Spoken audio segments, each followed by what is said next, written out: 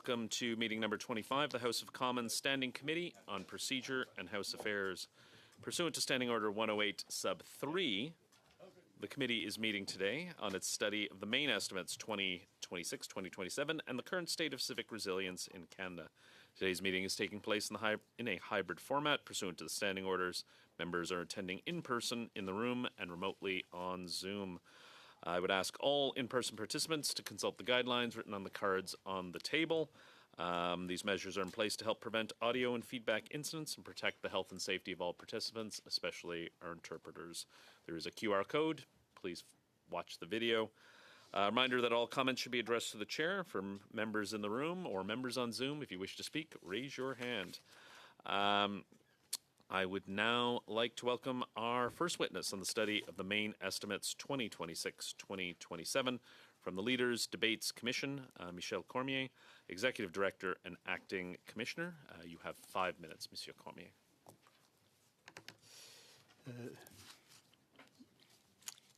Good morning, Chair and members of the committee, Monsieur le Président et membres du comité. Chair and committee members. Leaders Debates Commission to review our 26-27 main estimates. The Commission, as you know, is seeking a total of $3 million in funding for the 2026 and 27 fiscal year. It's important to note that most of that money, $2.3 million, is only available to the Commission if an election is called. The rest, $739,000, is for salaries and operational costs of the Commission during that time. Nous n'allons donc pas dépenser la majorité de cet argent. We won't be spending most of that funding unless there is an election called. $2.3 million is a reserve fund that is accessible only if there is an election. This will allow us to prepare for the debates. The additional $739,000 is for salary and for operational costs. Cost effectiveness continues to be a driving principle of the Commission. We have succeeded in reducing the costs of the debates in 2025. They amounted to just below $1.1 million, substantially less than the 2019 and 2021 debates, and well below the $1.8 million production budget ceiling. Most of the work of the Secretariat is done remotely, including meetings with stakeholders and its advisory board in order to reduce travel expenses. L'élection d'un troisième gouvernement minoritaire consécutif. A third minority government election forces the Commission to be ready to organize debates as soon as the next election is called. We need to prepare new contracts and work on communications with security agencies and prepare for the debate. We also work with the university teams and we seek to improve the quality of debates. Committee last December, we are constantly working to improve the debates. In 2025, the Commission adopted a simple format with only one moderator instead of the traditional panel of journalists. The results were telling. Leaders had more time to exchange views, and voters were better served in gaining information crucial to their choice at the ballot box. Reviews and ratings were also up. A record 19.4 million people tuned in to the debates.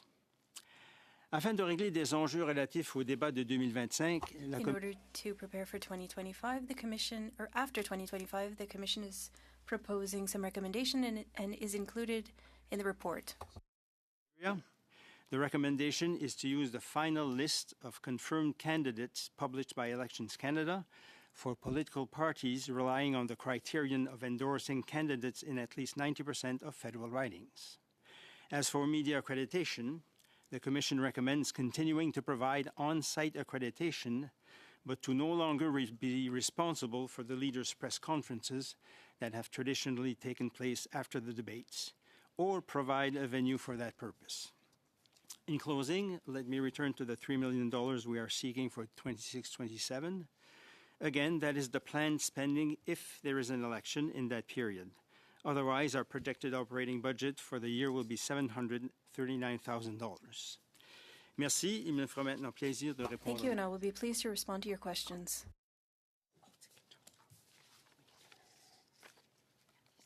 Okay, thank you so much. Mr. Van Popte from the Conservatives for 6 minutes, please. Good. Thank you, Mr. Chair. Thank you, Mr. Cormier, for being here. Nice to see you again. It seems like it was not that long ago that you were here getting grilled by this committee. So thank you for the work that you do.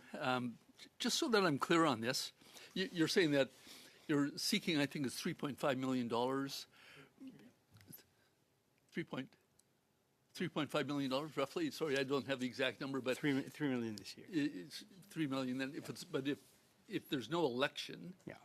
in the next fiscal year, your expenditure will only be $739,000. That's right.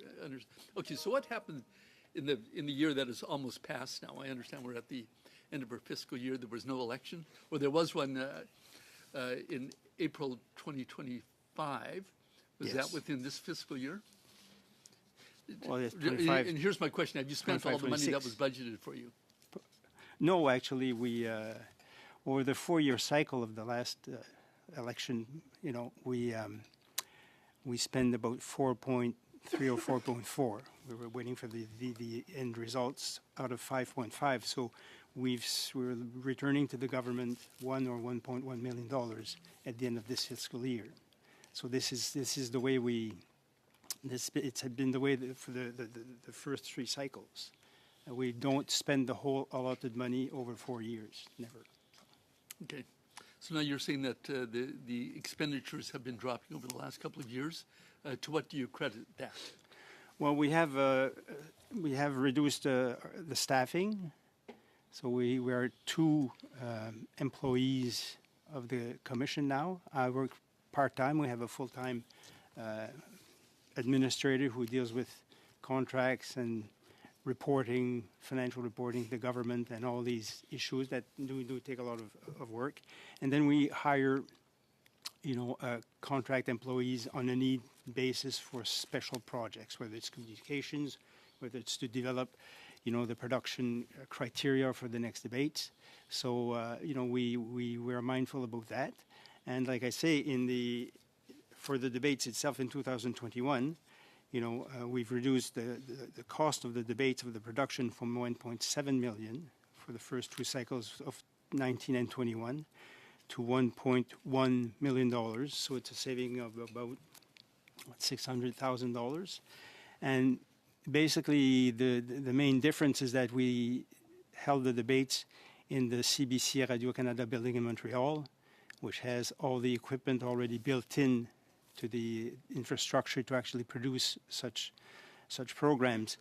Before, the first 2 debates were held at the National Museum of History in Ottawa, which of course you have travel costs for the teams who come here. You have to build a set. You also have to rent equipment, production equipment, to actually broadcast the debates. So we've managed to actually save a lot by having the debates inside a production facility already. And we have also tightened up the translation costs for the debates. We offer the debates in 13 different languages, including 5 indigenous languages. So that takes a lot of interpretation. So we managed to bring those costs down by a good number, I think. So this explains why the full amount also is not being used for the full political cycle. Good, thank you. I want to return to something that came up for discussion the last time you were here, and you made mention of it, and that is the post-debate media scrum, which and I think a lot of Canadians would agree with this statement that that's the best part. And now, and it became Depends for who? Well, for the maybe not for the participants, but certainly for Canadians tuning in, right, because that's when they really see the rough and tumble of the media and how the prospective leaders although ratings are stand up not to that scrutiny. But now you're canceling it altogether, I understand. Why would you well, do that? we Seems a bit defeatist. it's a recommendation for the next commissioner. At this point, it's not official policy now. And yes, we are recommending that the debate, that the commission not organize scrums, because we're in a media environment where you have a lot of different media actors that don't fit into neat categories, and that has caused some tension and confusion in the accreditation process and the scrums afterward, in the Okay, so management of the scrums. Just so I have clarity on this, you're saying that you don't want to manage the scrum? Does that mean that there will be no scrum, or will it still go ahead? We will not organize the scrum. If the parties want to actually scrum after the debates, they're free to do it. You know, our position is that the campaign begins again after the debates are over, but then it would be the responsibility for the campaigns to actually organize that. We feel that's the best solution for to make sure that the attention is also on the debates and not on other peripheral issues. So, and it's not in the mandate of the commission to do so. So I'm just going to interrupt you. The scrum isn't peripheral issues. Those are the issues that the media think are important. And well, like I say, I think they're all they are important issues, but I think the commission is in a position where it's difficult to actually assure that there's an environment that actually goes well for everybody in that case. So we've made that recommendation, and we'll see whether the next commissioner agrees with it or not. Thank you so much. We'll turn now to Mr. Wilkinson for 6 minutes, please. Thank you for coming today. I think a lot of this is actually pretty straightforward, but and I assume the answer to this question just has to do with categorization, but I noticed in the comparison of the main estimates, in 2024-25, information was 190,000, and then it jumps to 2 million, and then it goes to 1.8 million. Professional services is at 2.5 million, then it goes to 750,000, and then 535,000. So can you just explain those numbers to me in terms of why they're changing so much? No, because when there's an election year, that's when most of the money is spent. Otherwise, the operating budget is around 700,000 for all those years. 22-23, for example, was 699. No, I understand the total in terms of spending, but in terms of what's allocated in the main estimates, it's 3.5 million, 3.5 million, and 3 million. And yet the way in which they're categorized is very, very different, as I say.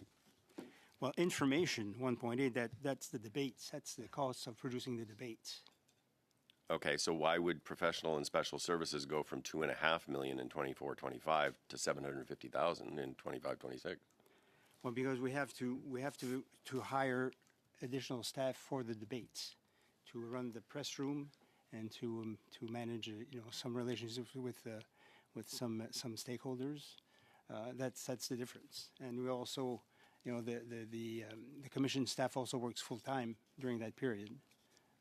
Once the election is called, to prepare for the debates, so that increases the professional services and costs. And there are miscellaneous stuff like to actually print the press passes for the journalists and mundane stuff like that. But that it's tagged on to the costs of the debate. Okay, I understand that, but I still don't really understand then why the numbers flip between professional services and special services in the estimates. I'm not talking about the actual costs during the year. Listen,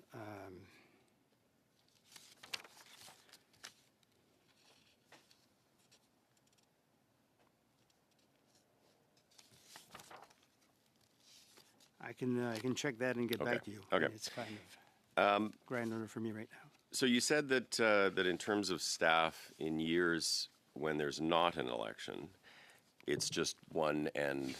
It's basically one person and part-time. Yeah, and plus on a needs basis, Right. We do hire. So there's that, and then I guess the questions I would have is, number one, how do you determine that that's sufficient? And the second is, how many people then does it grow to during an election year?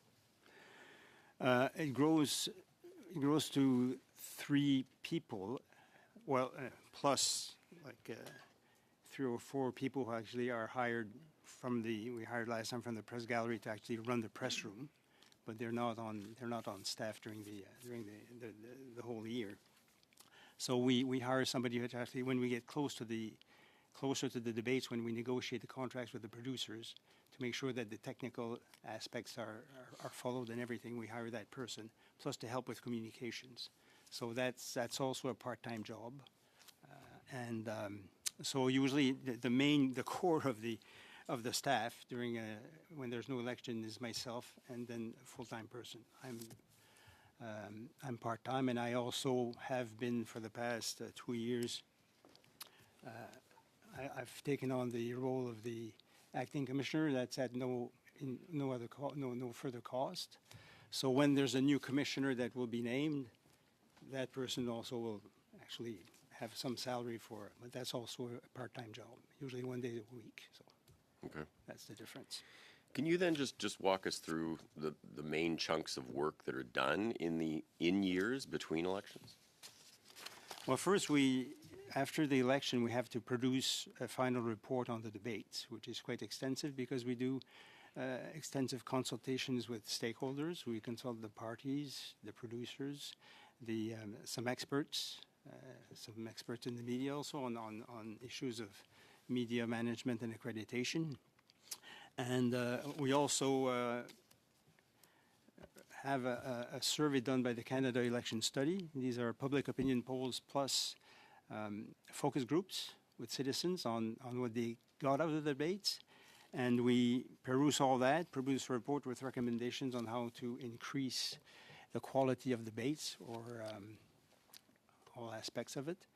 And then, of course, there's the regular relationship, administrative relationship with the government departments, whether it's Treasury Board, Finance, other departments, democratic institutions. We have to produce also reports. We have to produce budgets. There's a whole reporting that is quite extensive.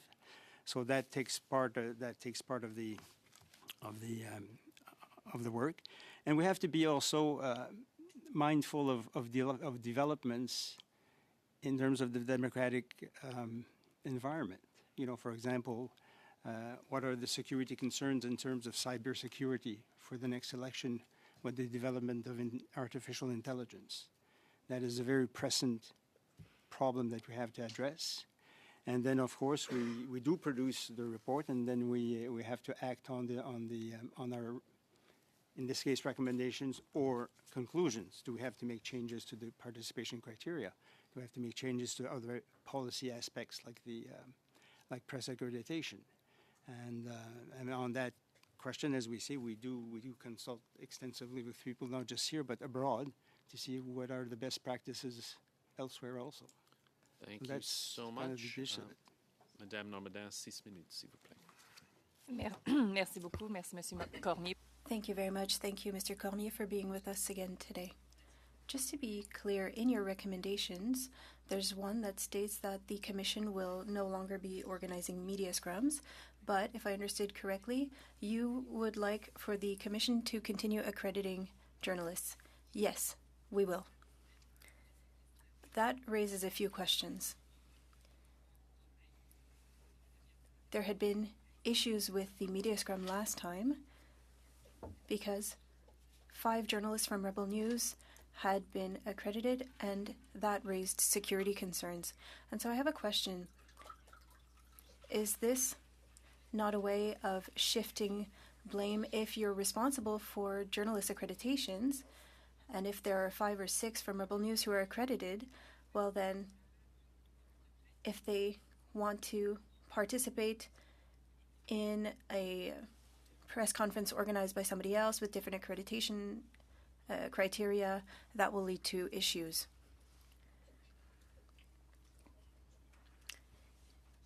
There are accreditation requests that are refused, given the criteria set by different political parties as well. So this raises an issue that goes beyond the Commission. What or who makes up a journalist?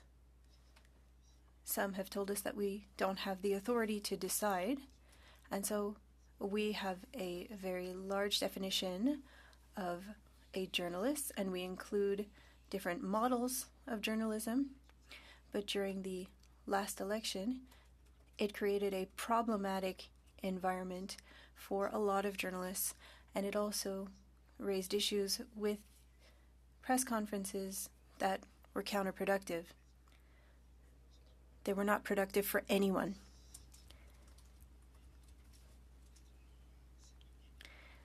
So and I was a journalist for a large part of my career, so we did not do this happily. It's not because we don't want journalists to have access to the leaders.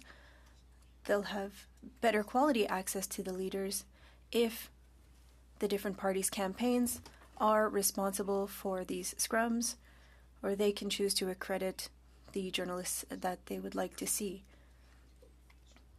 We have to accept journalists who focus on issues that impact society, and so that opens the door to actors who are not necessarily traditional journalists, and that can lead to tensions and situations that are problematic for debates. Perhaps I can ask you to clarify. During a campaign, parliamentarians can accredit journalists and choose who follows them into scrums and all of that. And from the answers that you gave to Mr. Wilkinson, there's funding for accreditation and badges, but if journalists after the fact don't have access to those leaders under the commission, why accredit journalists at all? It's for the event. We're talking about the debates. We're saying that parties can organize scrums and press conferences as they do during the campaign, but they could accredit journalists. So why would the commission need to accredit journalists if they are not getting access to a scrum after the debates? A lot of journalists don't follow the campaign but would want to follow the debates. We had 60 organizations last time, media organizations, including 200 journalists. So there's a lot of interest in participating in the debates. And so we give the opportunity for them to have use of certain elements from the debates and give them a space to work, just as for other political events. There's something else that I don't understand. Journalists who are on site, how do they have increased access with an accreditation? How would their access be increased versus someone who's watching from home? What is the main benefit of having that physical access to debates?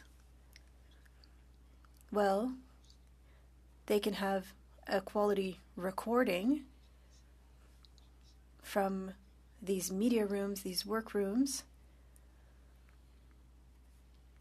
So that's the first thing. Journalists also have access to party staff because they are also in that debate environment. They can do interviews for meetings. So they have access to that environment of the debates, which is an interesting environment for journalists. If it wasn't so interesting, well, they wouldn't want to get an accreditation to be able to assist in person. Were the former accreditations given because journalists had an expectation to be able to participate in a media scrum? In 2020-2021, the debates were here in Ottawa. There were very few journalists who went to the media scrums after debates because they were already working on their media reports. And that's a fact. And so I think that journalists are interested in covering the debates in person. Thank you. Thank you, Chair. Good to see you again, Mr. Cormier. Questions, I want to follow up a bit more on this accreditation, but I just want to get through something with the budget. Mr. Wilkinson asked some fairly solid questions on this. You've got an operating budget in a non-election year that appears to be over time around that $700,000+, and you said it was for you have two people working. And does that include yourself, sir, in that Yes, it number? does. Yeah, yeah. Yes, it does. Oh, okay, I'm so sorry. so that's you. And in the previous testimony, when you were here in December, you said you only work a couple days a week. Yeah. And of course, the salary reflects the fact that you work a 0.4 or whatever that happens to be. The other person that works is a full-time equivalent, is that correct? Yes. Okay, and so that leaves a significant amount of money, roughly, I'm guessing around $500,000, for other contracts as you've described them, to do what? To produce reports, to, like, could you just give us a brief summary of what exactly it is that you have to provide or by law? Or are these reports to Treasury Board? Are they, what is it exactly that the other $500,000 is paying for? Well, the government charges us between $150,000 and $195,000 a year for actually those accounting services. So that's a big chunk of it. And then also we also have legal You pay costs. $200,000 a year for accounting services for For- an for expenditure of for the interaction $700,000? between us and the different departments, in an election year, which is more intense, we had to give the government money, $195,000. I think that was the upper echelon. Usually it's around $150,000 that we pay the government to actually have work done on the accounting side. We interact with a number of agencies and So departments. this is the government paying other government agencies with, this just sounds like a shell game of money to me, but that's, I'm not here to criticize you. I'm guessing this is how government works. So- In the time that I have left, it seems odd to me, but in the time that I have left, I do want to move over to this debate commission. And you talked about peripheral issues in a response, I think to Mr. Van Poptus. I got the sense when you answered that question that the peripheral issues, you didn't want the debate commission to be the issue and the handling of the accreditation of media to be the issue. You wanted to focus it on the debates. Yes. Did I interpret that answer correctly? That's true. Well, what we do, we will do the accreditation of Okay. the media. So how many people are typically asking from a particular media outlet? I would assume a larger media outlet would want to have accredited numerous people, where smaller outlets would only ask for, what is typical? Because like you said, some journalists are going to go immediately and try and go to press. Others would stick around and want to ask questions for further and follow-up stories. What's a typical number of people from a press or a media outlet that would apply for accreditation? Well, if it's a major newspaper, it'll be maybe one or two. If it's a major network like CTV, Radio-Canada, Global, it can be up to 20 people because they have technicians, they have all kinds, Okay. some have reporters, they have different services, they have radio reporters. Are the interpreters that you hire, are they on site for the debate, or are they doing this virtually? No, they do that remotely. They do it Interpreters, virtually. yeah, so they're Okay. not part of that. But every, it depends. Like the big networks who file for an all-news network, who file for radio, who file for the web, who file for, the national television or CTV National News. They need more people to actually be at the debate because Okay. they can't do that So- job with one or two persons. Is there a public audience at the debate? I don't see what's behind the camera, the other direction. I only see what the camera's No, pointing at. we did have an audience, the first debate in 2019, but we didn't have an audience in the last two debates. Okay. And that's also partly to save money because to manage it, to So the audience basically then, Mr. Cormier, if I may, is basically the press who are accredited to be there. Is that correct? yes, and the 19 million people who actually watch. No, the but they're debates. not there. I'm talking about people who are Yes. physically there. It's Yes, I mean, basically just Yes, and your that staff, was- yes, the and that- leaders, and the political staff with the leaders, and the press. That's who's in the room. And the technical people delivering, that's it. That's right. And plus, you have networks who organize studios to broadcast live from the debate venue, which are not in the press room, but close to the press room. And that, You're Okay. over time. Thank you. Thank you, Chair. Mr. Lewis, 5 minutes, please. Thank you, Chair. Thanks, Mr. Cormier, for appearing once again before this committee today. Our review of the main estimates, it's an important opportunity for parliamentarians to examine how public resources are being used to support informed democratic participation, and we know that leaders' debates play a key role in helping Canadians understand party platforms and make informed voting decisions. You mentioned that there's a definite distinction between an election year and an off-election years. So you kind of reduce staff, reduce costs. When you mentioned when an election is called, you referred to it as hiring special projects. You have to expand quickly. How fast can you expand? How fast can you bring that team up to speed on average, traditionally? Well, quite quickly. I mean, we have people identified to actually, come on board when it's needed. But some of the contract we do in preparation for an election is not just done, when the election starts. It's prior to that. All the technical aspects, for example, of dealing with security, the different security agencies, whether it's physical security or cybersecurity, which changes, every cycle because there's a lot of evolution technologically. We have people who start doing this months before the expected election. And this is one example. Even in off-election years, you're still keeping those channels open? Well, in a minority government situation, it's kind of dicey because you have to try to anticipate. And, so we have to be election ready all the time in a sense. But Right. then, when there is, an obvious move towards an election, then we actually ramp up quickly for the immediate tasks of delivering the debates. But otherwise, for the planning phases, for example, in terms of the technical aspects of the production of the debates and whether they change and, the contract that you have to sign with the providers, that's done, in the year before or months before the expected election. Great. Okay, thank you. You mentioned production facilities, and I believe in the opening statement you said it was a cost savings by having the debate inside a production facility that had all the equipment needed. I believe it was CBC you mentioned. How much notice do they need, or how much notice would they like? Would you consider doing that again as a cost reduction factor? Yes, we are.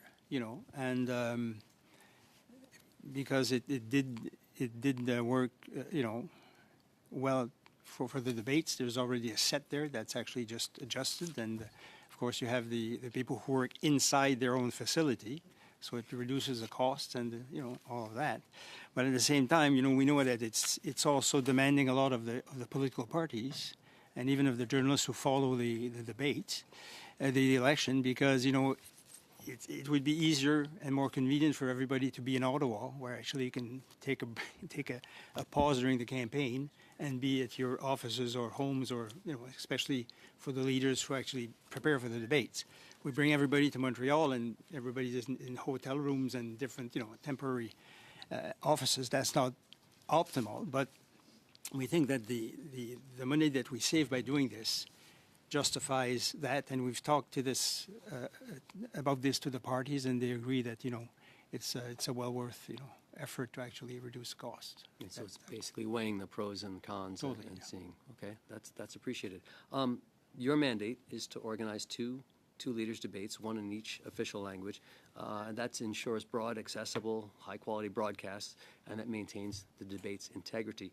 In your opening statement, I believe you mentioned there were other languages that the debate was translated into. Can you mention that again? How many languages was it translated into? And does that number change from election to election? And if so, what is the criteria for choosing a language that a debate will be also translated to? Well, the criteria is to actually reach communities that, because of language, may be not as keen to watch the debates in French or in English. So we have, we partner with Omni Television, which is, a multicultural television network, and through negotiations, through discussions with them, we identify which are the main languages that should be offered. So they go from Italian to Punjabi to Mandarin to, but we also assess the communities that actually would be touched by this, and the idea is to actually offer a service where people who may not watch the debates because they're not fluent enough in French or English will have access to the debates in their language, and that increases political engagement with these communities. I think that's one of the big parts of our mandate. Great, thank you, appreciate it. Thank you, Chair. so much. We'll now turn to Madame Normandin. 2.5 minutes, please. Merci beaucoup. Monsieur Cormier. Thank you, Chair. Mr. Cormier, you were here on December 4th, if I remember correctly, and we asked you a question at that time regarding what you do on a daily basis. I would like for you to specify, since December 4th, can you tell me what you've worked on? I know that there were 2 weeks off for the holidays, but concretely, and not in a more general answer as you gave to Mr. Wilkinson, but in the previous 3 months, what was accomplished? We've been working on the next debates. We do need to be ready because we are still in a minority government.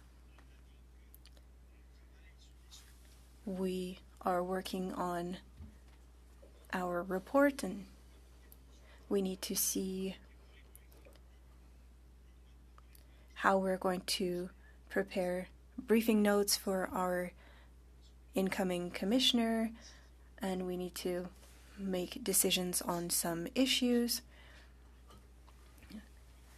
We are also in discussions with CBC Radio-Canada, who has the contract for the next debates. And so we are looking into potential improvements, potential technical improvements, for example, for media rooms and their setup, or other more banal things as well. We are also reviewing the wording for the criteria for participation and for the journalist accreditation. We want to ensure that everything is legal. We are always vulnerable to being sued if we don't follow the rules, and we want to prepare for the end of the fiscal year. So that's 3 examples of what we've done. And now for the next 3 months, what's upcoming? We're going to continue working on the end of this fiscal year, and we haven't finished the assessment with producers regarding all of the needs for the different political parties and the media regarding where the debates happen. We'll look at potential technical improvements. We also want to see how AI will threaten the debate environment during the next election. So we are looking to have discussions with security experts in order to ensure that we are ready if there's an emergency, if there's any sabotage, any IT sabotage, how we are going to react. So we are preparing potential scenarios to see what we'll do, who will act. So that's the kind of planning phase that we're currently preparing for.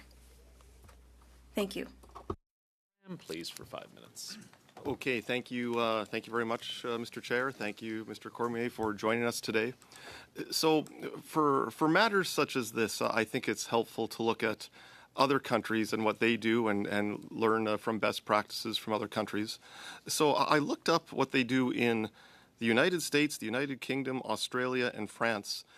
They all have elections. They all have leaders' debates.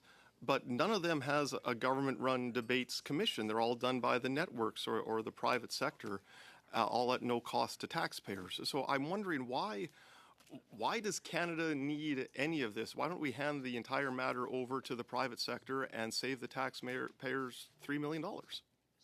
Well, in the case of the United States, there is a commission on presidential debate that organizes the debates. That is not done. That is not organized by the networks. Yes. But it's not funded by the government. No, it's funded. It's actually funded privately, and they're run by the two main parties, Republicans and the Democrats.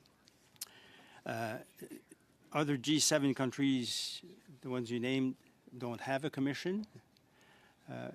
But there was a discussion after the British election that maybe a commission wouldn't be a bad idea. and it was also considered in Australia. So that's always a project that's there. Mexico has a commission, a full-time commission, to run debates. There are other, smaller countries who do that. But, like I said, maybe you should take that question up with the minister. I mean, I was hired to do the job. I do the job, and I can't opine on whether this is a good, this is warranted or not. I think that's up for Parliament to decide. Yes, and that's fair. If you've been hired to do the job, perhaps it's not your place to decide whether the job should exist in the first place. But I was wondering if you've ever studied and made recommendations to the minister about what would happen if the Debates Commission did not exist in the first place. Well, we have given a lot of thought to that because in 2015 I was organizing the debates for Radio-Canada when there was no English debate, national English debate. They were small debates. And it was very, very unstable in terms of the environment. That's why the commission was created, to stabilize the environment. And I think we've managed to do that. I mean, debates now are expected. There is no speculation whether they will happen or not.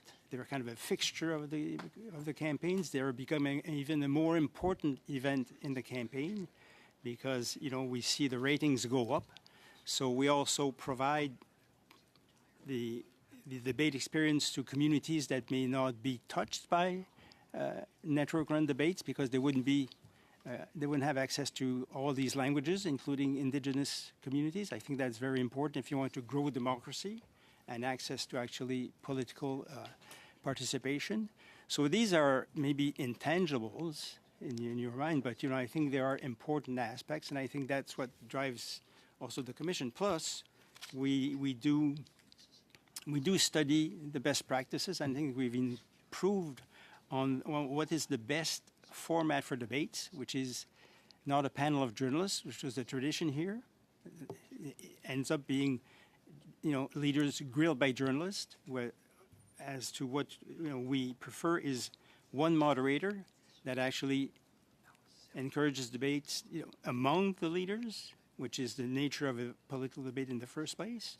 So I think that is very important. And they provide, in this world of misinformation, of manipulation, of AI, it's one of the few, if not the only, occasion that people have to see their leaders live in an unedited fashion, where they can actually believe what they see on the screen, and they see them interact and compare positions from each other.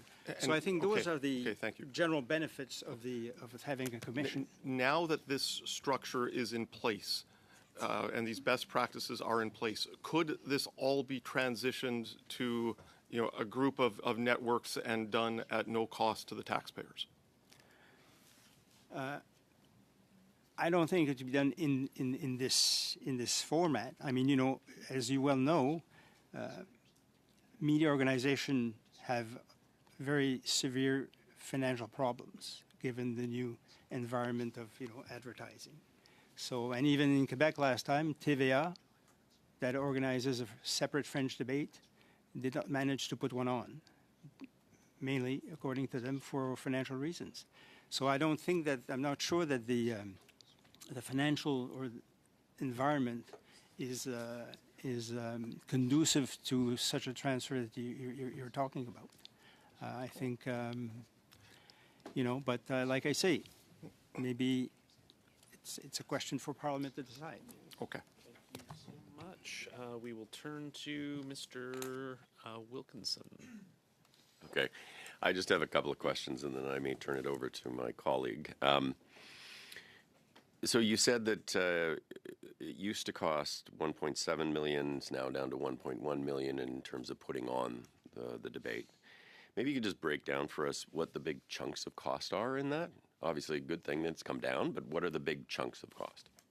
The big chunk is actually the production of the debates, the cost to the networks of putting that on, and that's labor, that's equipment, that's just for example, if you take the debates out of the production facilities of CBC Radio-Canada and do it here in Ottawa, just the truck that is used to actually do the production, that's $100,000 for a few days rent. So these are big numbers. It's big television. So there's manpower, there's equipment, there's use of the facilities, there's the organization of the press room, of course, and managing that, producing all the documents and the equipment and the liaison, and the relationship with the parties also. That's part of the work that we do. But the 1.1 is basically labor, equipment, production costs, and that's valid for whether it's a sports event or for a political event of that nature. Okay. I want to sort of flip what Mr. Cram was talking to you about a little bit on its head, which is we did have a period of time where we didn't have this organization, and now we've had it for a number of elections. If it wasn't in place, if we didn't have the LDC in place, what are the most important things we would lose? Well, I think you would lose the certainty of a debate, and people in our surveys, show that they want a debate. They expect leaders to be at the debates, and they think that it's important for democracy. This is in the upper 80-90% of public opinion. So I think you would lose the stability and the predictability of having a debate. Often, or before, half the campaign was about the issues about the debates was whether there would be debates or not, and these you had to negotiate with the parties, you had to negotiate with the networks, you have to so it was always uncertain, and those are not the best conditions to actually produce a debate. And I think, as I said, growing the democratic footprint by offering debates for people in languages other than French and English, but also offering the signal, because the signal of the debates, the feed, is free to anyone who wants to stream it. It doesn't belong to the commission, it doesn't belong to the networks. And this would be different. And this is important in the sense that, in the last election, we had 60 smaller digital media who actually streamed the debates on their YouTube channel or their other platforms, and did programming around that on their platform. So I think it takes it away also from just the big network production and interpretation of the debate to communities who don't necessarily feel impacted or concerned by the debates. I'll just give you an example. There's a small alternative media in Montreal that does reporting for communities that don't see themselves on the big networks. Poor people from different neighborhoods. They streamed the debates. They had 5,000 people log on to their debates, and they did also take questions and do analysis from those people's perspectives. So these are things that would be lost if the commissioner was not there, and that we actually are hoping to grow even more for the next debates. Okay, thank you. I'll turn it over to my colleague, Mr. Lewis. Thank you. There's probably time for one question. Time for one question. Maybe we'll dovetail this into the next panel. You talked about emerging technologies and the future of leaders' debates, and how can we enhance engagement with younger audiences, including students, including first-time voters, with technology, to finish? Well, we're actually, it's interesting with your question because, for the debates, we were expecting people to leave traditional television and actually ask for something different, but it's one of these events, like the Super Bowl, of like the big media events, where people actually go to the big broadcasters to watch the debates. That has continued. We were expecting a kind of slide towards new, different media consumption habits. It hasn't happened yet, but we're always in the search to make sure we understand when this is going to change in a sense. But like I say, the fact that, for example, now we partner with some of these new media who are actually who cater to different audiences and more younger audiences is a way to do that. And we do provide for after the debates packages of clips from the debates so that people can actually consume this in different formats, not just the usual. But for now, the traditional viewing patterns seem to hold again. But we'll see if that changes over time. Thank you so much. I'd like to thank Mr. Cormier for appearing before the committee. We will suspend for about 10 minutes while we flip over to the next panel.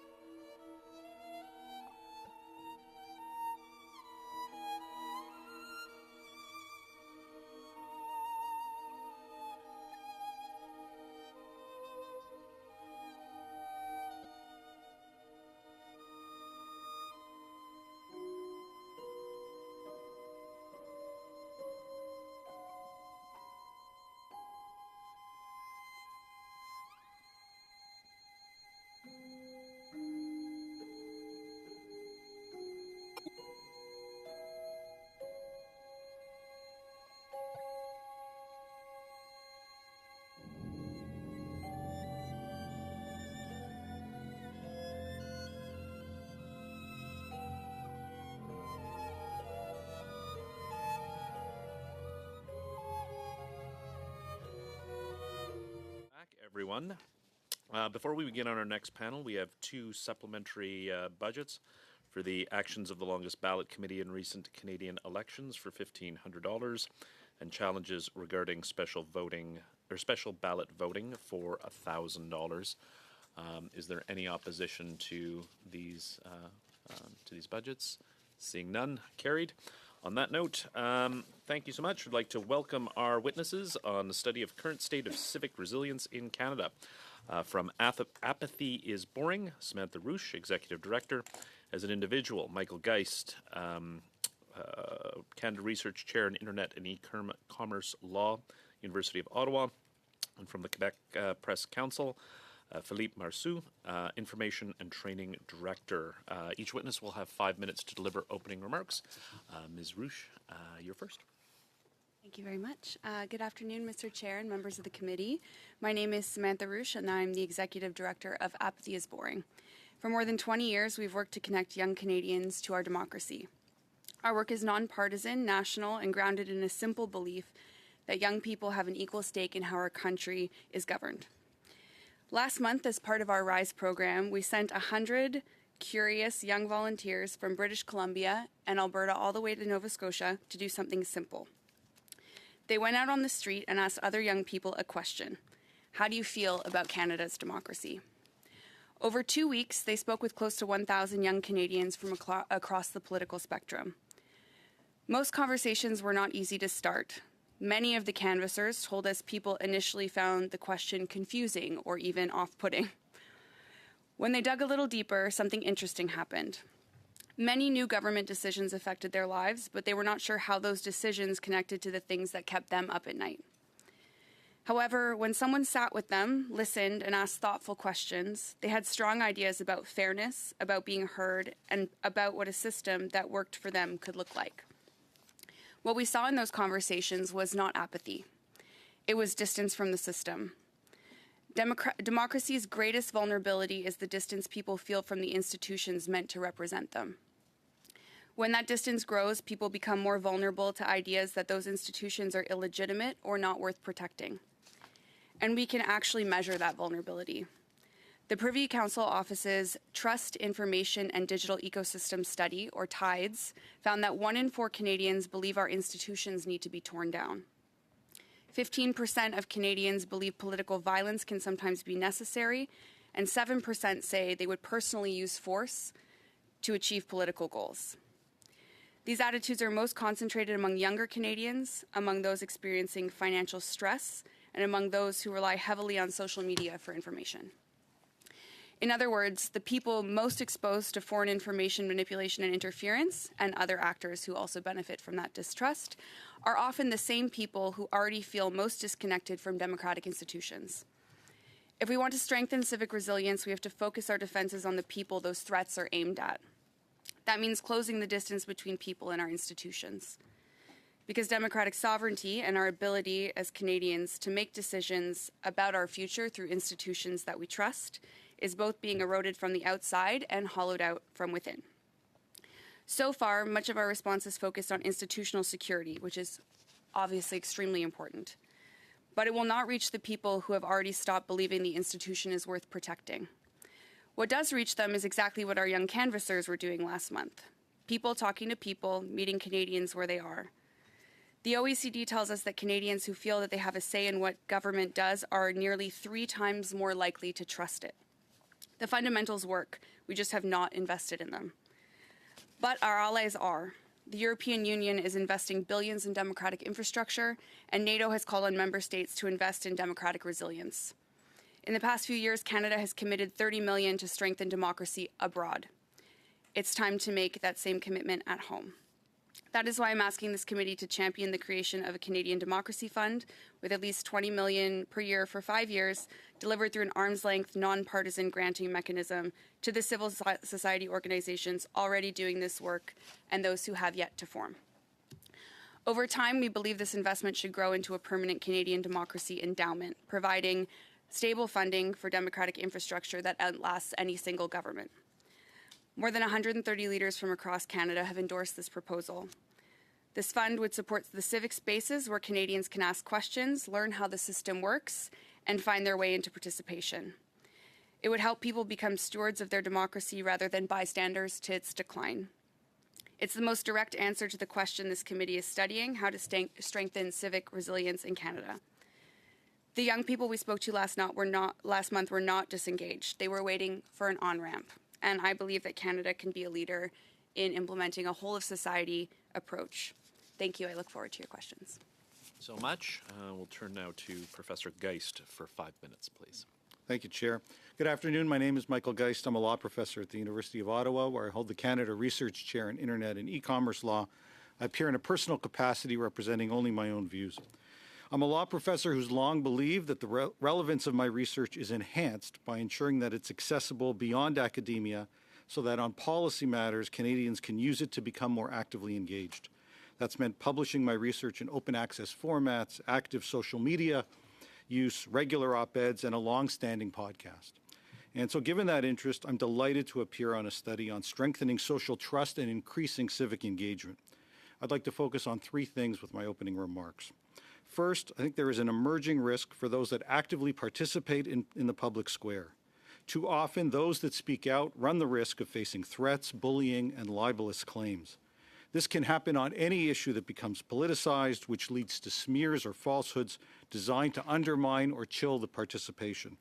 Now, some of this may be life in the political arena, but far worse is the hate that certain issues invariably spark. For example, with the relentless rise of anti-Semitism in Canada, I've been vocal on the issue.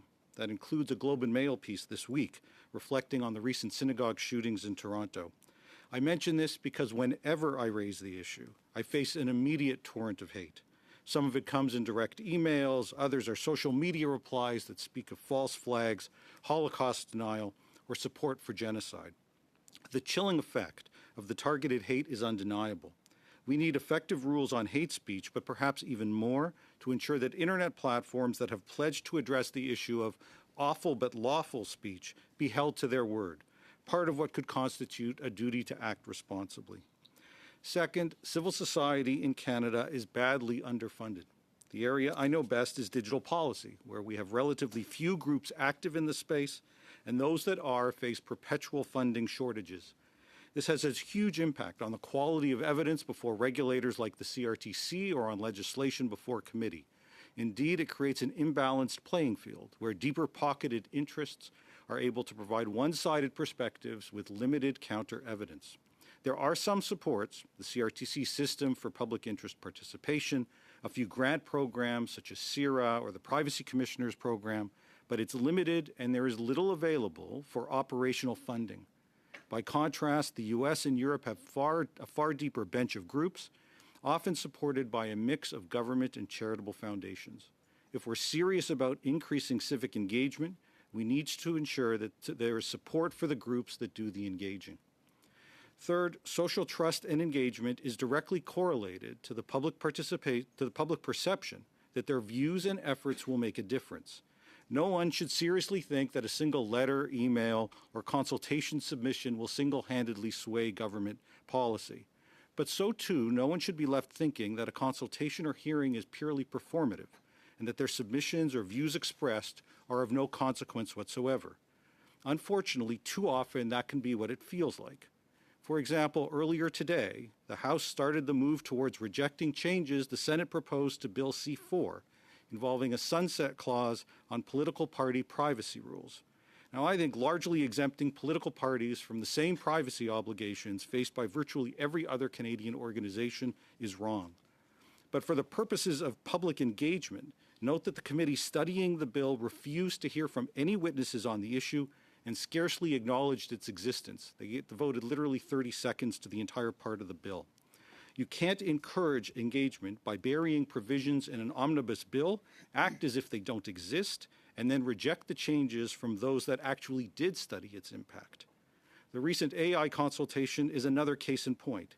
Even if we leave aside the 30-day sprint, the exclusion of many voices from the expert group, and the use of AI to summarize what Canadians said, the What We Heard report that we got was actually a What We Want You to Think We Heard report, with different emphases from the actual submissions themselves. For those that took the time to participate, that does not inspire confidence.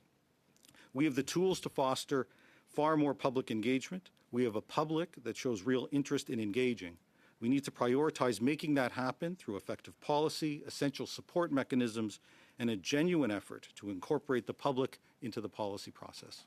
Look forward to your questions. Thank you. Excuse me. Thank you so much. We'll now turn to Monsieur Marcoux. 5 minutes, s'il vous plaît.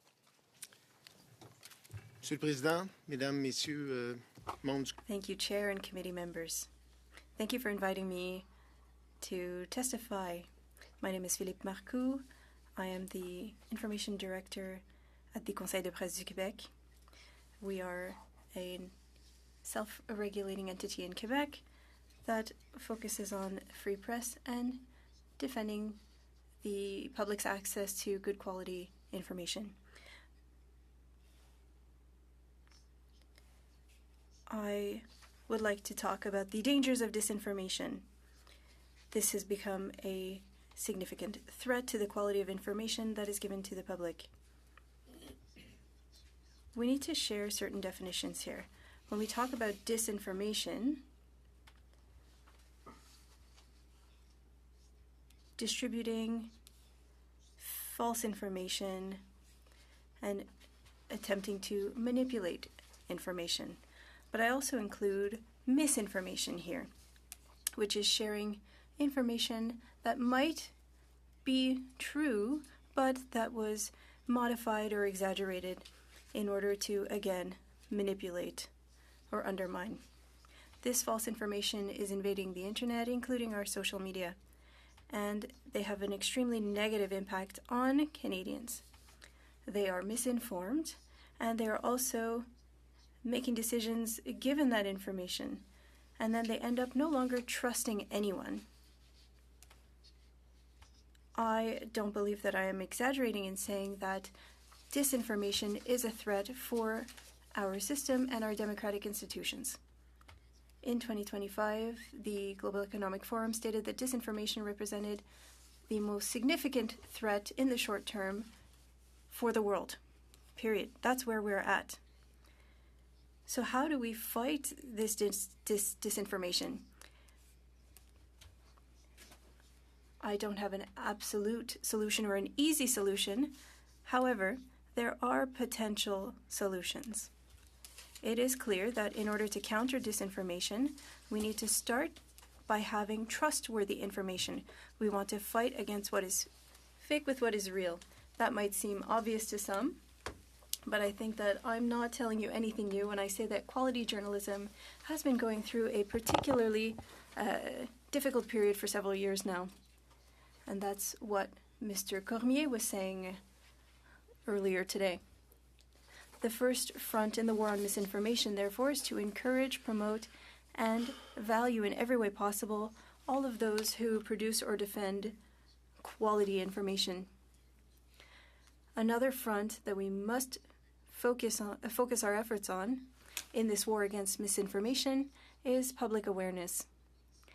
Again, it may seem obvious to say that the public must be aware of the dangers of misinformation, but it is more complex and more concrete than that. According to recent studies, relatively few people actively produce disinformation. The Media Ecosystem Observatory recently reported that just 100 online users were responsible for 68% of conspiracy-related posts, generating 90% of views and 86% of likes. So 100 people are publishing all of that disinformation. That's remarkable. And they produce a lot. But this malicious fake news would not have as much of an impact on our society if it did not spread like wildfire thanks to algorithms and the numerous shares on social media. It's the viral aspect of this disinformation. It's created to attract our attention and to encourage us to share it. That's its greatest strength, that viral aspect of it. And all of us who use social media are part of the problem when we share information that we read on our news feeds without verifying its accuracy or at least its source. In a world where we are all somewhat information deliverers, it is essential to find ways to raise awareness to the role that we are all playing in spreading information and consequently misinformation. Our young people in particular have a very important role to play. In 2025, nearly half, 44%, of 18 to 24-year-olds surveyed by the Reuters Institute around the world named social media as their main source of information. We attempted to raise awareness among these young adults at the Quebec Press Council by launching a video game last week against disinformation and misinformation that we called Colonie 404. To create this game, we obtained financial support from the Quebec government as part of its Jeunesse Bien Informée program, which aims to develop young people's critical thinking skills with regard to information content presented to them. I'll let you discover that game at colony404.com. The idea is simply to make players understand that they are responsible for what they share on social media, and that even small-scale sharing can have serious consequences, and that there are tools available to ensure that the information shared is trustworthy. Verifying sources, analyzing the terms used, cross-checking media reports, these tools all exist. And let's be clear, I'm not here to tell you that Colony 404 is a miracle solution to the problem of misinformation, and I'm going to end now, but we are going to need 1,000 more similar ways to counter such a serious social problem. You can always count on the Press Council to monitor the quality of journalism in Quebec, but the immense challenge of combating misinformation is the responsibility of us all. Thank you. We'll now go to Mr. Calkins from the Conservatives for 6 minutes, please. Thank you, Chair. I want to thank the witnesses for being here. I've got a couple of questions. Mr. Geist, you've been very outspoken in the last decade or so about a lot of things dealing with the internet and censorship and what's perceived as censorship. Online Streaming Act, I think you've been very, very vocal on this. You didn't really mention that a whole lot right now. Do you have any concerns about where that's at right now? Thanks for the question. It seems to me that those two digital bills, C11 and then C18, much of the criticism was borne out. I know at least a couple members who were on the Heritage Committee at the time. Concerns associated with C18 was that this was very likely to lead to blocking of news links, and that would be a cost of that legislation. And much of those concerns were dismissed, and ultimately, of course, we are now 2.5 years of blocked news links on Meta platforms. That I don't think helps the misinformation, disinformation related concerns. And so I think there's been a real cost beyond the cost to media entities. There's been a significant cost as well, I think, in the access to reliable information, since some of that continues to be blocked. So I think it's worth asking whether it was a cost worth paying. With respect to C11, it has also played out much like we thought. There's been virtually no money that's been provided. The legislation is before the courts. The CRTC has taken a very long time to deal with those issues.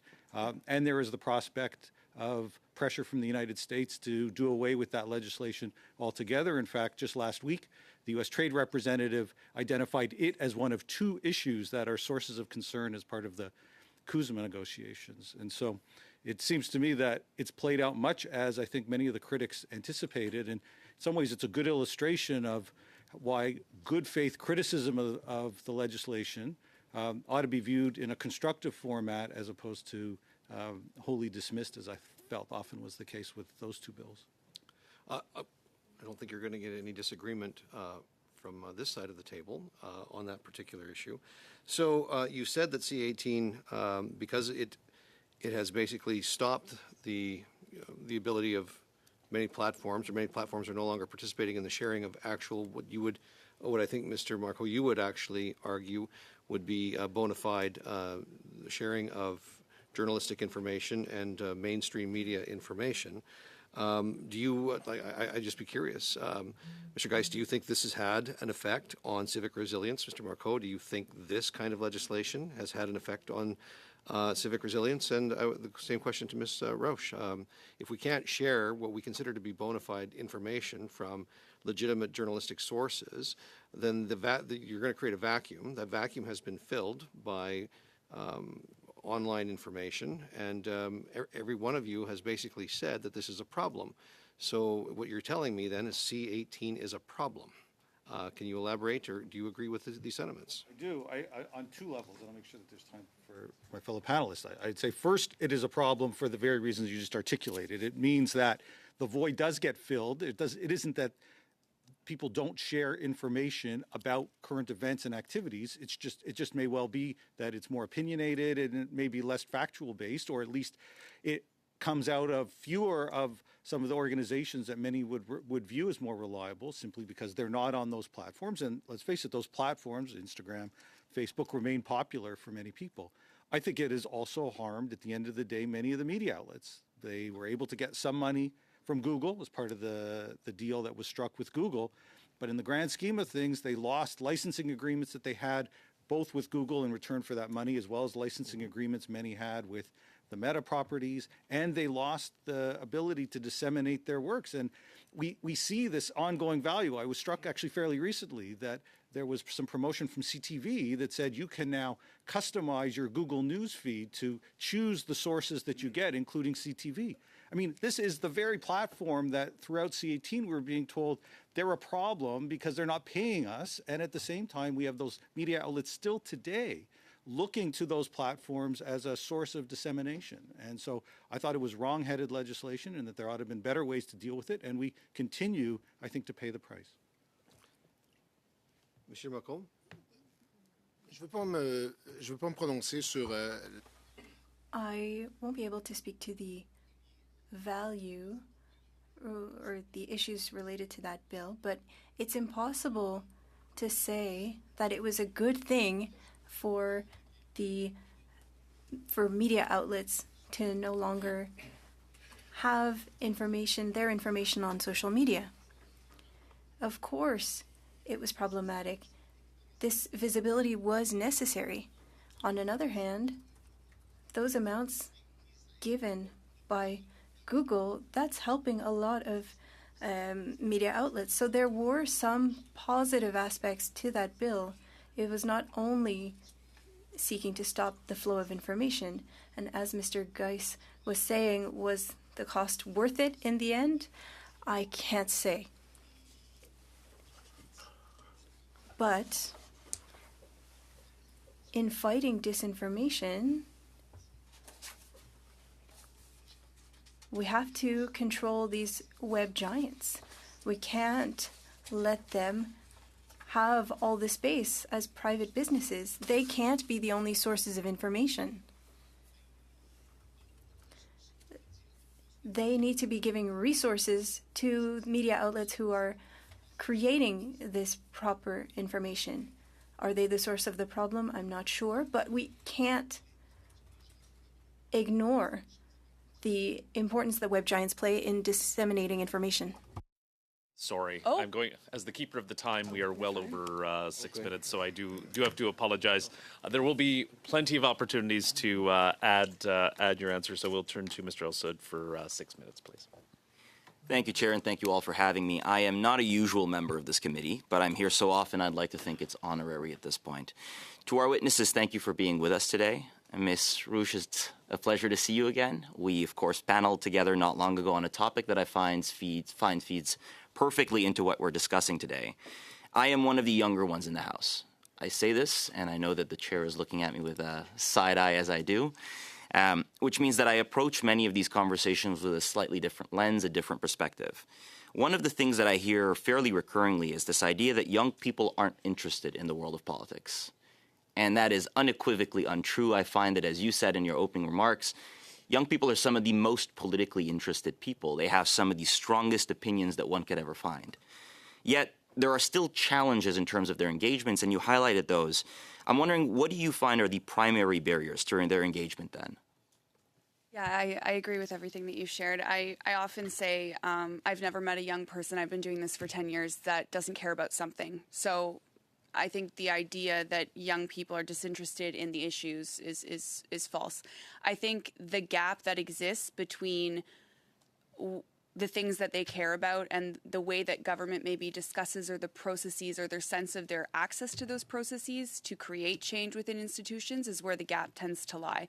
So as our canvassers found, they were going out to canvass to try and design interventions to address the barriers that their peers were feeling in their community. So it was a really interesting introduction to the type of work we do for them.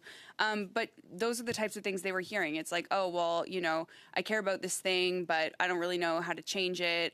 So you sort of end up in a place with analysis paralysis or just completely disengaging. The tenor and tone of politics is something that a lot of young people don't find very appealing. And I kind of liken it to being a sports fan. If you're really into the Habs versus the Bruins, you can get really into that rivalry and the dynamic between the two. But if you're a casual watcher, sometimes it's just you don't really know what's going on. You don't know why there's the back and forth, and it's easier to just kind of sit back. Fantastic, thank you. I'm actually quite keen on something you said in your opening remarks, this idea of meeting Canadians where they are. And I constantly say this, and I know many in the House do, it's finding people where they are. That is the priority. It's a two-way stream. We engage with them, and they engage back, and that is how it's supposed to be.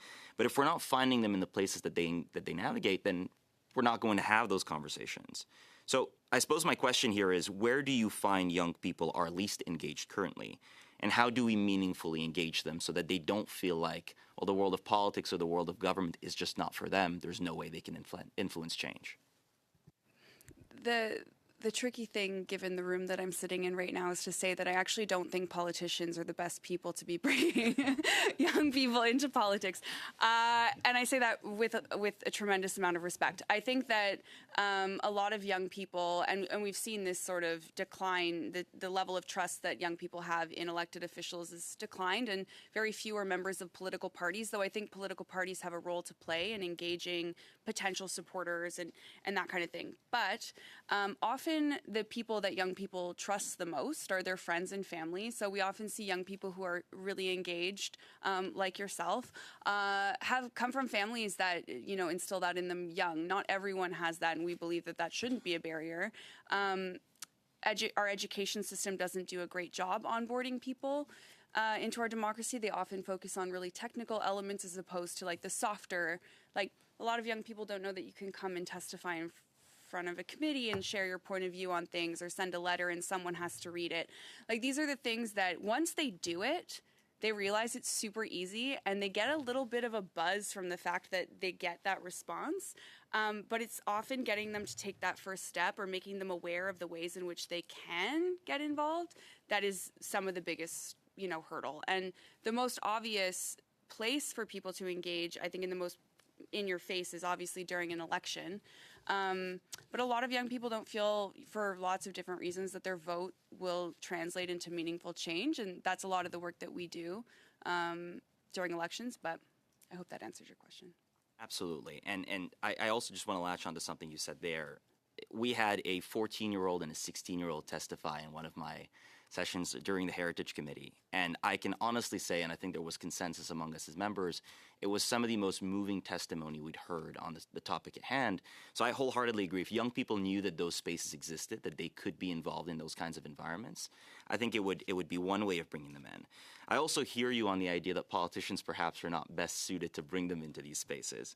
And I imagine media literacy kind of plays into that aspect. What kinds of media literacy do you find would most effectively draw them in? You highlighted shortcomings perhaps in terms of the education being a little too material focused rather than what it could mean for them ultimately. How do we effectively convey that there's potential there in the world of government? Well, if I may, this actually speaks to the other question from the other member as well, which is I was going to share, there's information going around currently that young people spend an average of 5 hours a day on social media. Despite that, I actually don't think that social media is a great... We do it. Everyone does it. You have to do it. But it's a really challenging environment to break through. There's a lot of noise, and we've met young people and our organizations that do similar work to us during elections who don't even know an election's happening because their algorithm is very specifically giving them a different type of content. So our information ecosystem is so fractured that one of the things I think we have to do is acknowledge that we're operating in an environment where everyone's sort of experiencing the world a little bit differently. And so what might work for one person, you might be able to reach someone online because their algorithm will share it with them. And then others will never see that outreach. So I think there has to be a varied strategy. Social media can be one way. But at the end of the day, the platforms are designed to be addictive. And one of the biggest,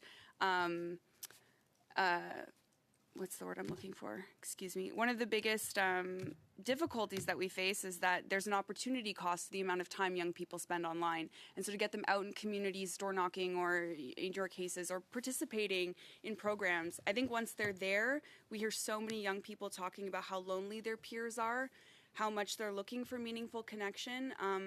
But I think this new generation, that's become increasingly a challenge, even to get them in a physical space connecting with one another, never mind with politics. Thank you so much. It was, though, I have to say, a little bit hurtful, even though I know that we're not cool, but to hear it in testimony is a little too hard. But I do respect the analysis. We'll turn to Madame Normandin, 6 minutes, s'il vous plaît. Merci beaucoup à l'ensemble des témoins. Thank you very much to all of the witnesses for being with us. I would like to start with you, Mr. Marcoux.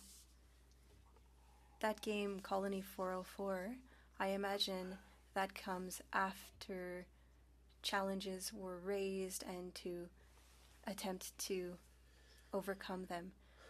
And you've mentioned that people are not even aware that they are vectors for disinformation, or is it rather that they are aware but they don't have the tools necessary to detect what is good information and what is bad information?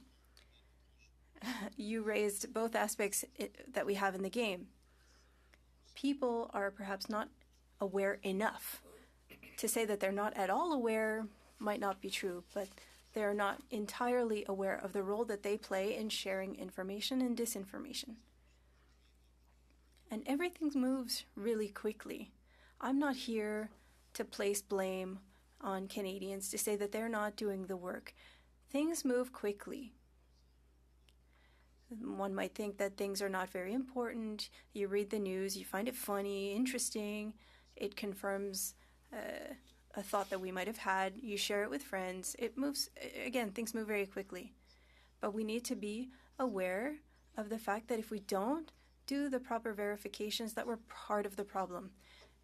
Now, for the tools, yes, most people, and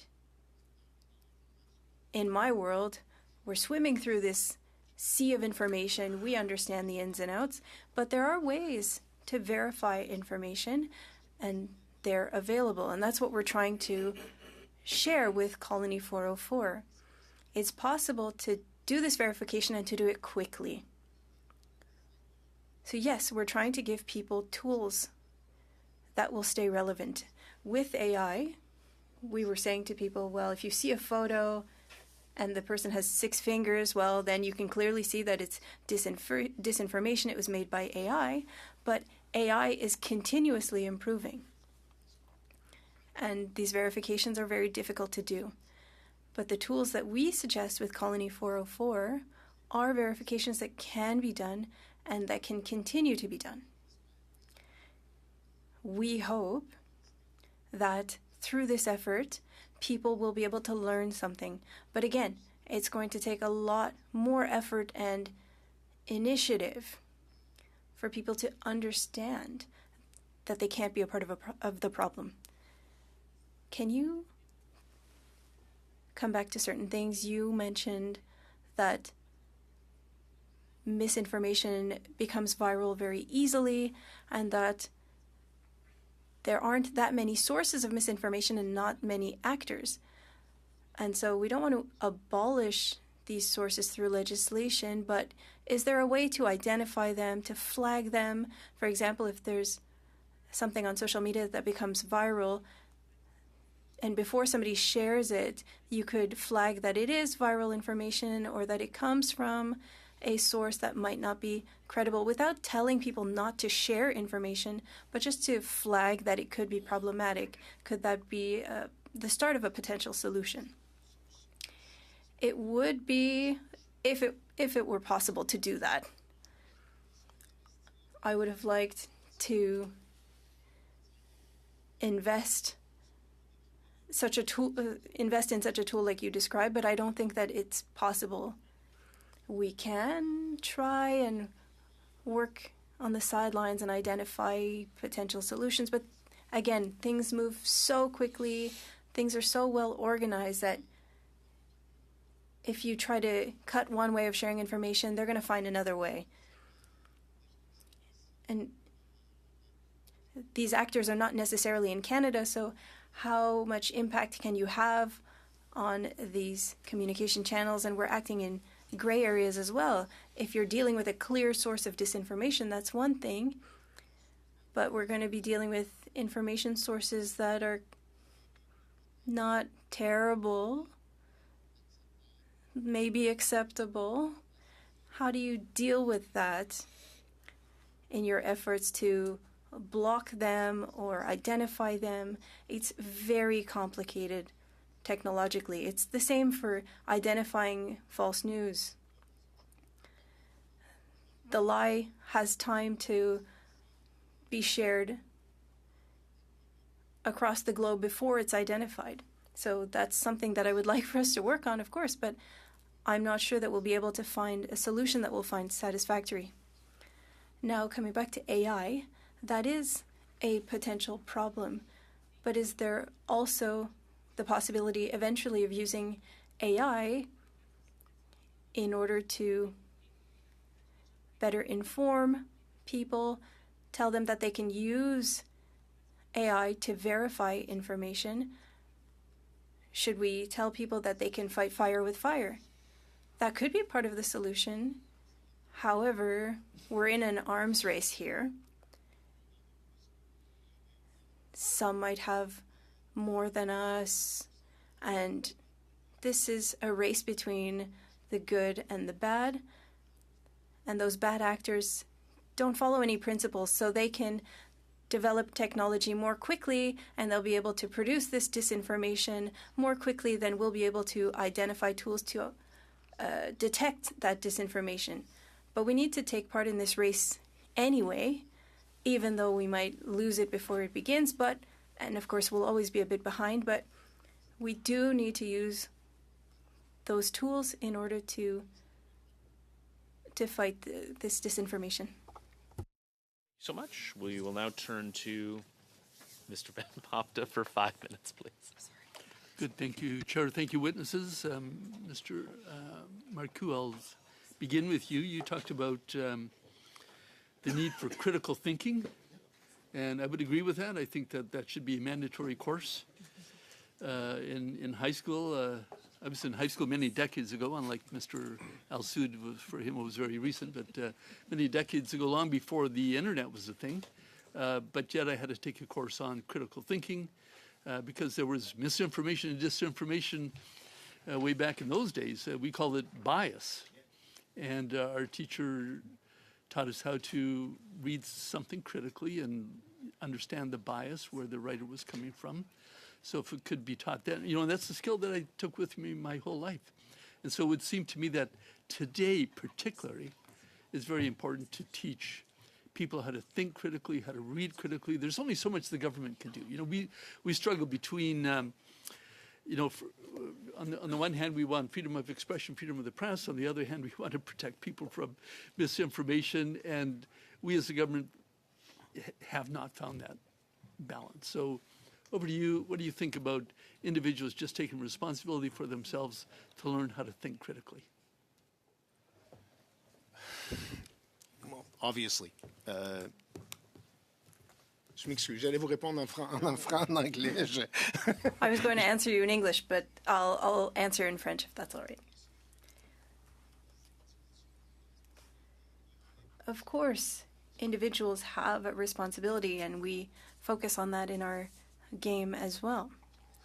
And you talked about education, and that's not in the federal government's jurisdiction, but education in high schools, and I meet with teachers in Quebec. There's the Culture Commission Québécoise, and they speak about critical thinking to young people, and I was going to share the game with them as a teaching tool. I do think that we have some responsibility.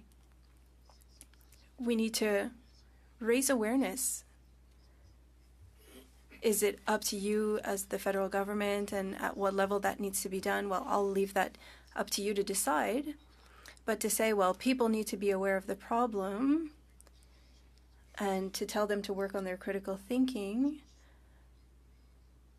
I think that that's a little bit short-sighted. We do have a societal issue, and it's something that we all need to work on fixing. So I want to talk about bias in the media. So I'm reading from your website, excerpt from Quebec Press Council Guide of Journalism Ethics. Point number 6.2, the news media must under no circumstances let their commercial, political, ideological, or other interests take precedence over the legitimate interest of the public in quality information, nor restrict professional independence of journalism. And I see you nodding your head in full agreement with that, and I agree with that as well. I read a very recent article in the Canadian Press by Catherine Morrison, around former CBC anchor Travis Danraj, who had been, I don't know if he got fired or if he quit, but anyways, they had a falling out.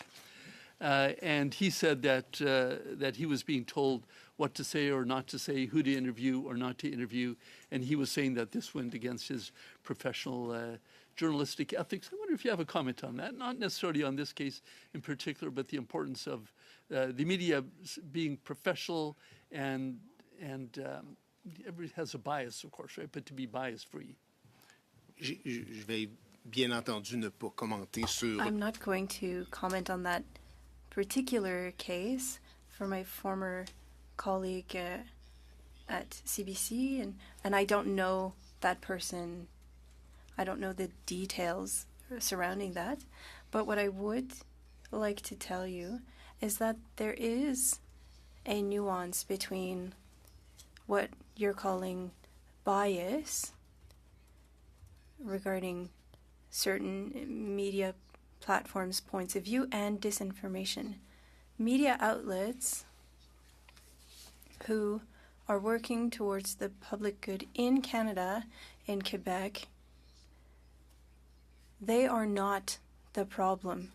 They are not the ones sharing disinformation. You can be in disagreement with some of their articles and their editorials. You can criticize them. And the organization that I represent does that a lot. We criticize the media. We receive complaints regarding journalism, and these outlets are not perfect, but they are not sharing disinformation. They are not sharing false information in order to sell a specific viewpoint. That's not what they're doing. So we need to have a nuanced discussion here. And we need to stop putting everything in the same bucket. If you say, well, traditional media are the enemy of the people, well, in saying such things, we're not attacking one aspect of their work, we're attacking their credibility. And by undermining their credibility, we're making space for those who are publishing disinformation. And we are undermining credible sources. It's very dangerous to say that because we disagree with an article in the media, to say that that media outlet cannot be trusted, that they're sharing disinformation. That's not what's happening. And that has a significant impact on the public and on the fight against disinformation. We'll turn to Madame Brière for 5 minutes, please. Merci beaucoup, Monsieur le Président, et merci. Thank you, Chair, and thank you to our witnesses for being with us today. This is a very interesting conversation. Ms. Roich, my questions will be for you. You mentioned speaking to youth and asking them what they thought about democracy in Canada. And you said that for them, being heard was very important. I also heard recently that on Sparks Street, up until just recently, there was a podium where people could stop and speak to a crowd. They could have exchanges and public debates. I'm not sure that that's what was being referenced regarding a system in which they would see themselves. But what could we do as a government to help organizations like yours to promote that civic participation? And thank you for the question. I will respond in English if that's all right. And I love that idea of having people out on the street talking to one another. I think that when you give people the resources and the space to do innovative things, they'll often come up with things that feel local and relevant and speak to the people who live in the space that they are. I think that one of the things that is part of my recommendation today around increasing funding to this type of work is that just purely on some napkin math, I think right now those of us who work in this sort of nonpartisan civil society democracy space, I estimate we're probably at about maybe a total of 20 million per year. In terms of sort of our general market share, if you will. So increasing funding, I think, is paramount. Going around and reaching individuals is resource intensive.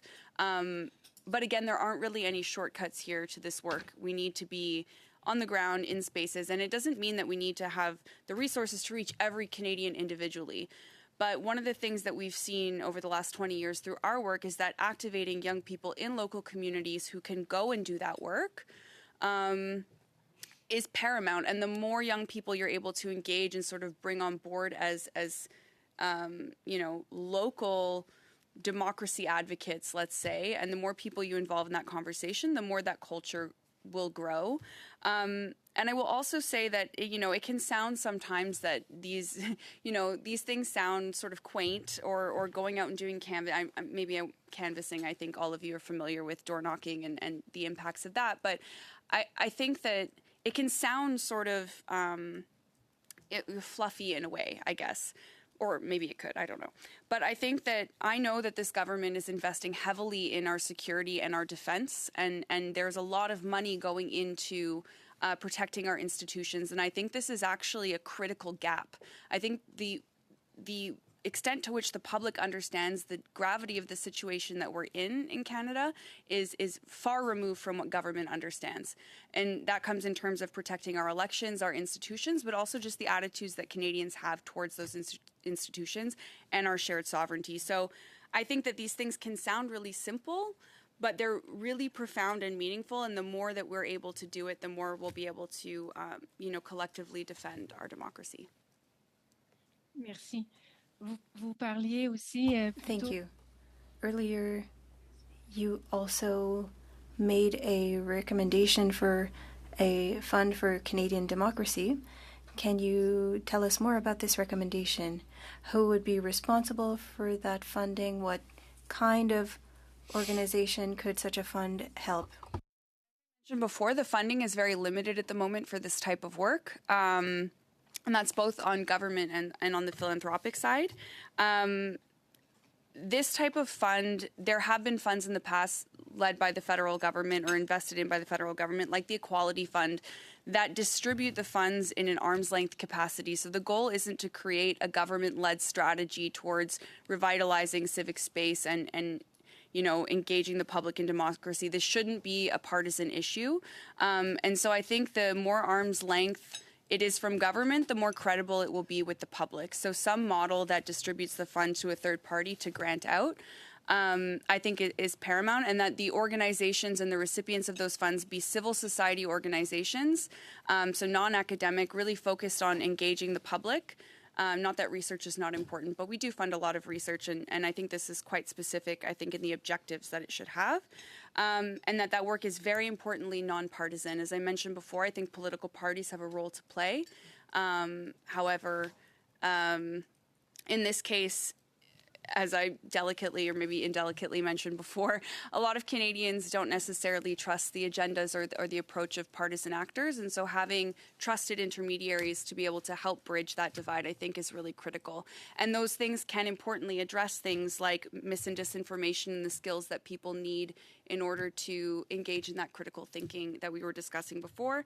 I also think it can foster innovation and democratic participation, and do lots of other things. I think my time's up. Thank you so much. And because I've inadvertently, well, it's usually my usual practice, given Mr. Van Popte and Madame Brière extra time, 3.5 minutes, Madame Normandin, s'il vous plaît. Merci, Monsieur le Président. C'est apprécié. Et je vais continuer avec... Thank you, Chair. I'll come back to you, Mr. Marcoux, on something that's perhaps less of the federal government's responsibility, but you talked about solutions to disinformation and misinformation, that there needs to be quality information to fight all of that. You have a lot of years of experience in journalism, 28 years at Radio-Canada, and I would like to hear you talk about the changes in Canadians' understanding in what is journalism over the years. How has journalism evolved? What are the differences between journalism and influencers, that journalist is not a protected title?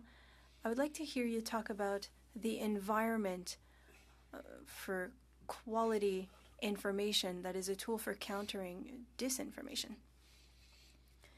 That's a great question, and you see the issues that we have to deal with on a daily basis at the Council. We receive complaints against journalism work, and of course that work needs to be defined. We have our definition, the Quebec Federation has its definition. It's normal that we don't have the same definition because we're not answering the same question. But to attempt to answer your question, we're constantly working in a gray area because there are new information providers who do not meet the traditional definition of journalism. In the past, things were easier. You would receive news from journalists on TV or newspaper. Now, there are different platforms, different communication vectors, and you can have quality journalism there even if you're not working for a television station or a news outlet. And it's very difficult. And we have our definitions and our criteria, of course, but the general population would have a hard time identifying what a quality source of information is. Someone who wants to respect basic principles and ethics, and so what you would have in the ethics guide for the Press Council, well, you would know that that person is working in good faith and for the public's interest. I think that that should be a first criteria. That would be a way of finding out whether or not somebody else is working for the public's interest and whether or not you can trust that person. But yes, it is an issue, and I would love to have a solution to have a seal for quality. It's possible to become a member of the association and to use our logo, or the council, and to use our logo, and it states that you are committed to following the journalism ethics guide. Is that an absolute solution? Probably not, but you would know that that person is working in good faith and sharing information. But again, there needs to be more efforts of the type. We'll now turn to Mr. Cooper for 5 minutes, please. Thank you, Mr. Chair. I'm going to direct my questions to Professor Geist. Since October 7th, there has been a massive increase in anti-Semitic hate and violence in Canada. Just yesterday, you wrote a column on this topic entitled Words Are Not Enough, in which you note that since October 7th, Canadian Jewish communities have faced relentless anti-Semitic incidents. Schools hit with gunfire, synagogues firebombed, community centers and old age homes vandalized, hospitals protested, summer camps threatened, Jewish students and campus groups vilified, and Jewish-owned businesses boycotted. You then go on to say that these repeated incidents have become as much a part of being Jewish in Canada in 2026 as the police presence outside synagogues and the enhanced security for community events. The unmistakable message, echoing that dark era in Europe in the 1930s, is that Jews are not welcome here. That's a pretty chilling indictment of the climate that Canadian Jews face today, isn't it? It is, but I must admit, I think with enormous regret, I think it's accurate and reflects how many in the community feel. I was speaking just yesterday with someone who was talking about attending synagogue services wearing a flak jacket.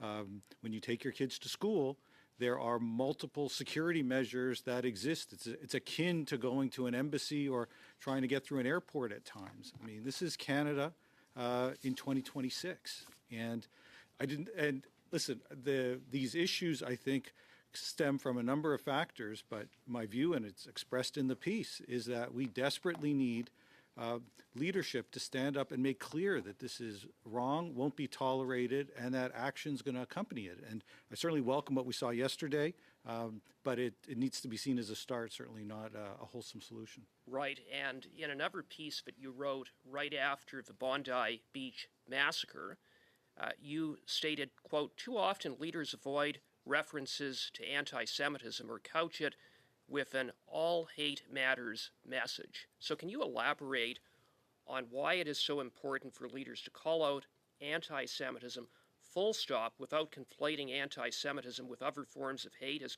condemnable as those other forms of hate may be? Yeah, thank you. And to be clear, of course, all hate does matter.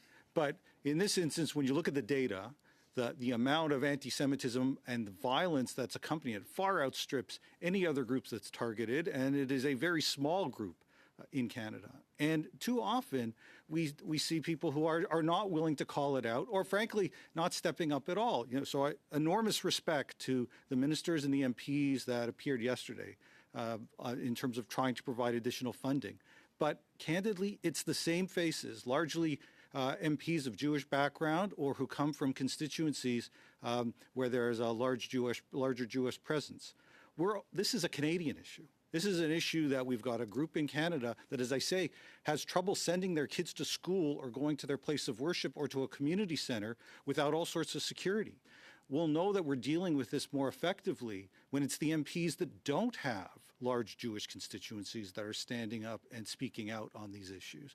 When it's the various other business leaders and community leaders and religious leaders that may not for the moment be directly affected by this, but should recognize that this affects us all, and we really need a full, all the various communities speaking out.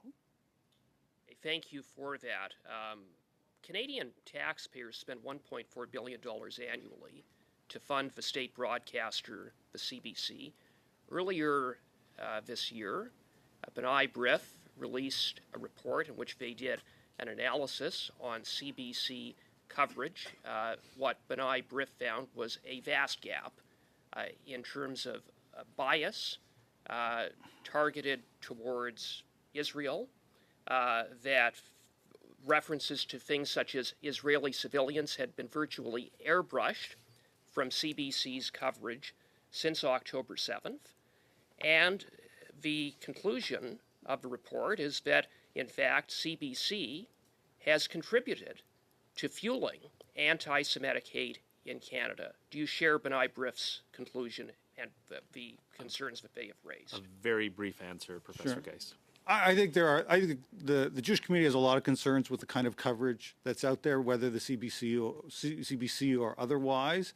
And I think that the effect is a combination of all sorts of things. It's not just on the leadership side. I think media unquestionably has a difference. It has the lack of accountability and the issues that arise on campus has an impact. So we are seeing all of this come together, and what we are also seeing is this escalation of violence at, rising to the level literally of shooting at synagogues this past weekend. And my enormous fear, and what prompted me to write the piece you mentioned, is that it doesn't end there. That the Bondi Beach and the murders that we saw in the United States, in Colorado and Washington, it feels that that is the next step here if we don't step up and say that this simply can't continue in Canada. Yeah, we're well over. We'll turn to Mr. Lewis for 5 minutes, please. Thank you, Chair. Thank you to our witnesses for being here. I will start with Ms. Rouge.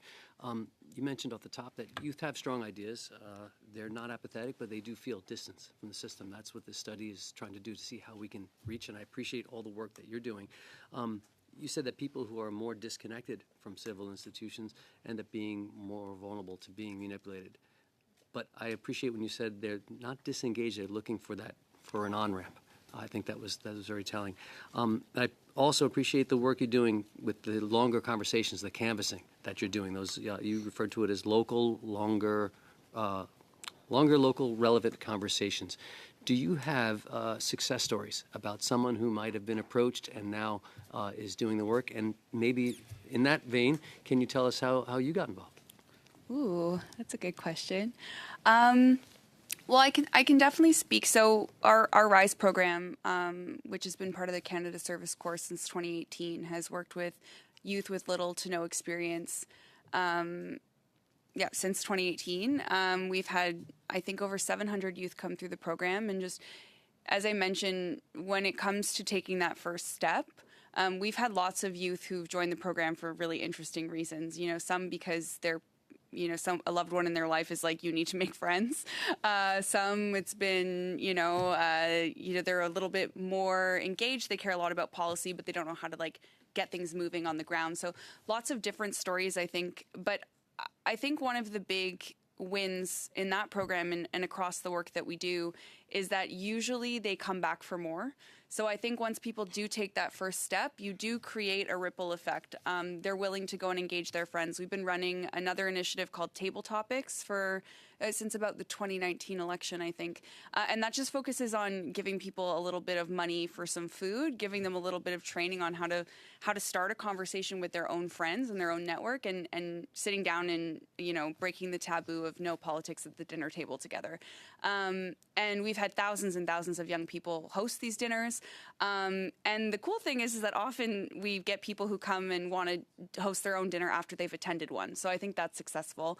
I really just think that on an anecdotal, individual level, the stories that I hear of people who go from not knowing how to get involved to showing up at a city council meeting and talking about local policy, or those pathways, they're numerous and diverse. I think the idea is giving people the confidence and the skills and knowledge and the tools to then take the issues that they care about and create their own theory of change and move forward and feel like they're having an impact. And so that's why the work can be quite specific, and there's no silver bullet. But I think once you get people started, they'll go from there on their own.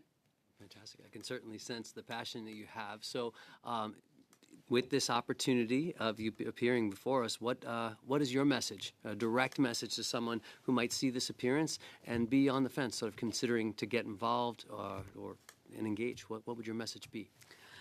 Yeah, I mean, the world has changed a lot since I started doing this work. I think that we all bear some personal responsibility. I know that was discussed before to, participate and uphold our democratic institutions. I don't think they're a given, and I don't think we should take them for granted. I think that more and more I'm seeing people want to show up and have conversations with people who might see things differently than them. I think especially young people are more and more aware that the things that they're seeing online are not the full picture. And so I see this sort of interest in reaching out to difference, and particularly people with different perspectives and point of view. So I want to encourage that. I think that, the more rigid and the more siloed we become, the more difficult it is to bridge across difference. And I think often just taking that first step, usually For the most part, it's a positive experience. And there are lots of, even just volunteering, I think, can be a great first step. But I think getting offline, that's kind of the main goal. I mentioned before, we do a lot of, social media content. We reach out to young people where they are online, but our goal is almost always to get them offline doing things together. And how can we quantify and measure success? Would it be youth voter turnout? Would it be youth feeling like they're voting with confidence? What would be a good metric? And this is going to be harsh, but a very brief answer. Okay, that's one way. I think there's lots of ways. Trust would be maybe one that I would maybe emphasize as being particularly important. Oh, it didn't have to be that brief, but excellent. Well, I will take you. The last time I said that, the witness went on for another minute, but I thank you for still getting within the 5-minute mark. I'd like to thank all the witnesses for their testimony. This committee is adjourned.